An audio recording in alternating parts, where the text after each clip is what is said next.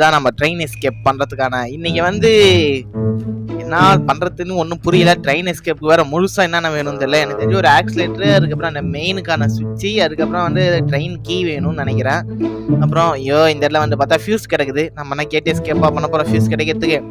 அது மட்டும் இல்லாம இன்னைக்கு நம்ம ட்ரெயின் எஸ்கேப் பண்றதுக்கு முன்னாடி ஒருத்தவங்கள பழி வாங்கி ஆகணும். நான் பார்ட் 1 கிரானிட்ரி போன வீடியோல சொல்லியிருப்பேன். அந்த ஸ்லெண்டினா வந்து நான் இன்னைக்கு வந்து பழி தீக்க போறேங்க. போன வீடியோல என்ன ஒழுங்காவே வந்து பொருள்லாம் எடுக்கவே விடல. சும்மா முன்னாடி வந்து கடுப்பேத்தினே போய் நின்று. அதனால இன்னைக்கு வந்து நம்ம ஸ்லெண்டினா கதையை முடிய போறோம். சரின்னு சொல்லிட்டு நாமளும் கிளம்பிட்டோங்க. அந்த கிச்சன்ல வந்து என்ன இருக்குமான்னு சொல்லி தேடி பார்க்கறேன். ஒண்ணுமே காணோம். வெறும் ஒரே ஒரு புல்லட் மட்டும் இருக்குது அந்த அலமாரி உள்ள. என்னது இது? போட்டு வேற லெவல் கிடைச்சிச்சு பாரு வெப்பனுக்கு. எவனா வாங்கடா, எவனா இருந்தாலும் வாங்க. வெட்டு ஒண்ணு துண்டு தட்டுடா. வாங்கடா. எவ்வளவு தைரியம் இருந்தா டேய் கிழவா, நீ துப்பாக்கி தான்டா வச்சுக்கிற, எங்கடா ஒண்டிகோல இருக்குடா. நாட்டு